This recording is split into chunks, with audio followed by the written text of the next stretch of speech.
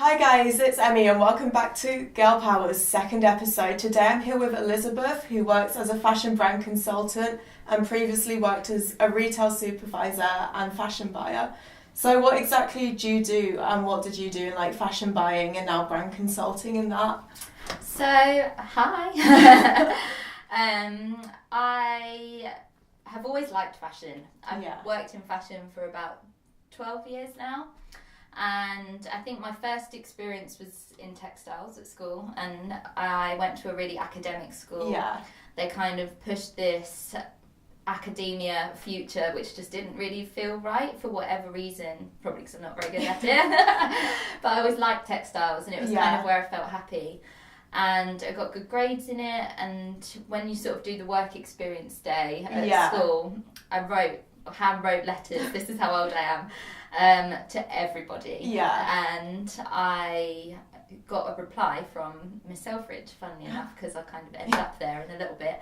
And I did a whole week there, and I can honestly say I think I learnt more there in that week than probably my whole degree.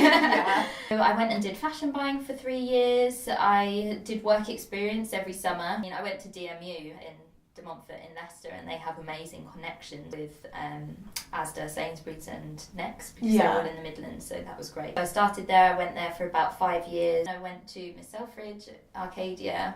I then went to Asda, which was lovely.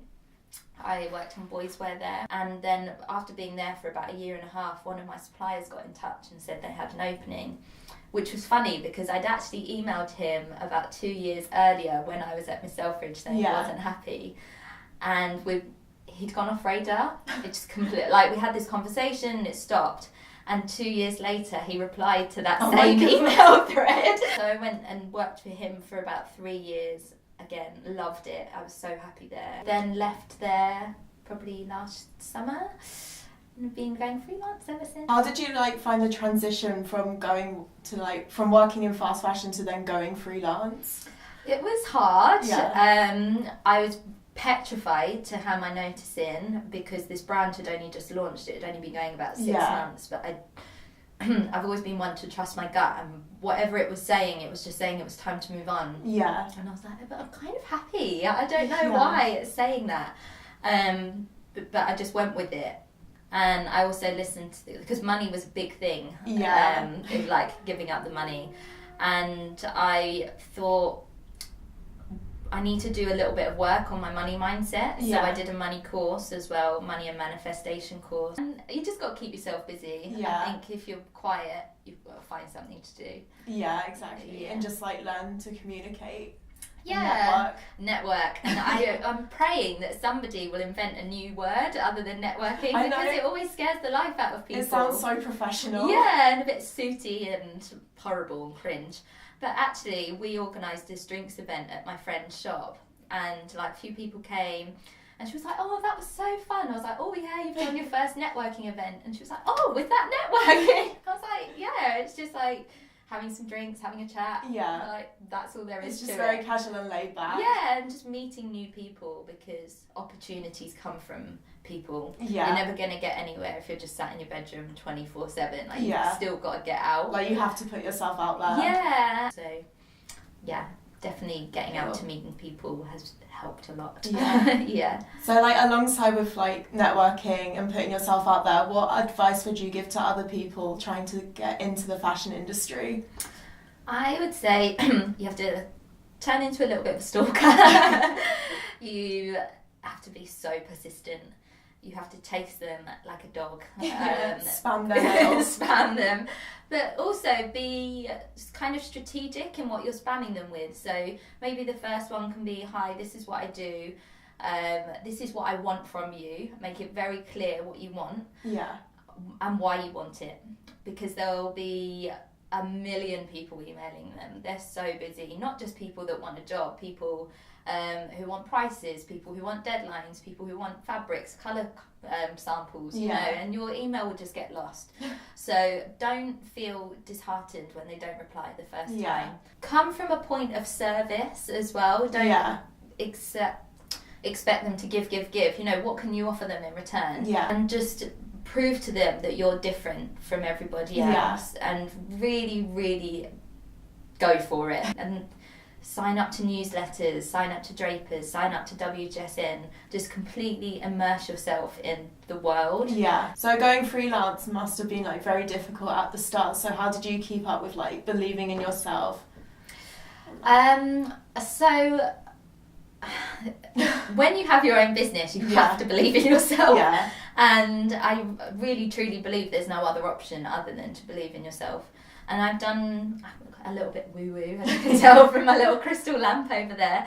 I've made a vision board last year, and I was kind of new to it. I just read The Secret. I don't know if you've read it. Yeah, I'm reading that. Oh, you? Oh, it's amazing. Yeah, and I actually read it again afterwards, because the first time I read it, I was kind of rolling my eyes. Yeah, and loads of people said that about it. Like, you have to go back to it after the first read. Yeah, you do, because by the end you are sold. That you've got to just stay positive, but also be really clear in what you want, really specific in what you want, and focus on that. It's not all woo-woo. I think there is something called the RAS in your brain, the reticular activating there's like a system. science to it as well. Yeah, there really is. And even if you think, I want to buy a new toothbrush, and I want an electric one, you'll start noticing all the electric toothbrush adverts on the TV. They just like come up in your brain like, that's why. I know. You'll see something on the tube, you'll see something in a magazine, like you'll be like, there's electric toothbrushes everywhere, because it's at the forefront of your mind, you're focusing on it. And the second you buy one, they all disappear. Yeah. And it's really bizarre, but also not at the same time, because that is what happens. Yeah. And you think, well, what if it wasn't an electric toothbrush? What if it was my company that I want to start? You know, put on that vision board last year. If you don't believe in yourself, how can you expect the world to? Yeah. And this is my motto now, and I feel like, I'm having a bad day. I just think, no, you've got to believe in yourself. There's no other option. So you've worked in fast fashion for a while now. Do you think there's like any improvements, or is it like going downhill in a way?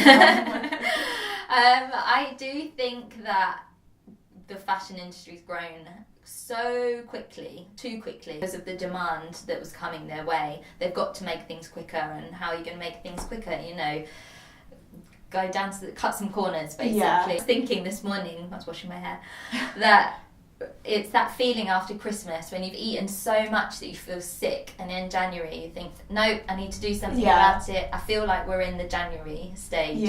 It's almost hit peak consumerism, that you think, I can't take it anymore. I can't buy anything else. I'm chucking things out quicker than I'm buying them. You've got to think there is going to be a shift, and I think we're getting there. Maybe we have got there already, and the way trends go is that food comes first, then fashion, then home. And because there's this huge vegan movement at the moment, naturally it's now shifting into fashion. People want to know where their clothes are made. They want to know who's made them, with what materials, where the materials have come from, what the yarns have done. And even that Stacey Dooley documentary made a huge impact. I mean, that went viral. And just seeing the impact of the sea drying up because of cotton, you're like, oh, that was kind of my fault, you know. And I again feel a tiny bit responsible because I've been in it. I watched the Mary Portas documentary last December, just gone, which is really great. I totally recommend seeing that. And she interviewed somebody from the H&M Conscious department, and she said the longevity of what you're wearing is what's going to change things eventually. The longer you wear things, the less you're buying. Then it will just give the factories, it will just alleviate the pressure on them, so then have a look at their processes. If they're not sort of pumping out clothes every 5 minutes, then it will just give them some time so it just to recoup. needs to like slow down a bit. Yes. I think slow fashion is a move. I don't know how many tags that's got on Instagram at the moment, but I think millions. It's definitely getting bigger. I think when I go shopping, if I like it, I'll think about it. If I love it, I'll buy it. And if I carry on thinking about the things I kind of liked, then I'll go back and buy them. Also, another tip is to keep it in the bag. Don't put it in your wardrobe. If you want to rip it out the bag and put it on, then go for it. But if you don't, it's ready in the bag to take back. And last question, so what would your go-to style advice be? Mine would be accepting who you are, and working with what you've got. Yeah. Just go with what you feel happy in, and then everything will look good on you. Yeah. Regardless of what you're wearing. If you're kind of like this and fidgeting or rolling the sleeves up, or it's kind of itchy, Yeah. no, people are going to be looking at what you're doing rather than what you're wearing. And I have this friend, well, she was my friend from when I was younger, and she was really tall, really slim, straight. Yeah. And I wanted to be her because she was everything that I wasn't. And one day I was just like, I'm never going to be her. I don't know what happened in my brain. Yeah. I don't know, maybe too many Trini and Susanna things that I was watching when I was younger.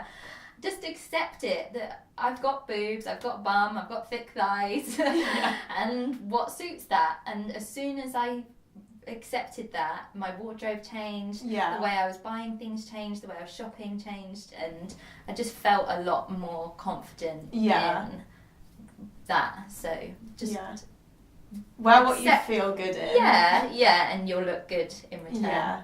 Cool. Thank you for watching the second episode of Girl Power. Make sure you follow our Instagram page to keep up to date with all the latest Girl Power news. Goodbye. Bye.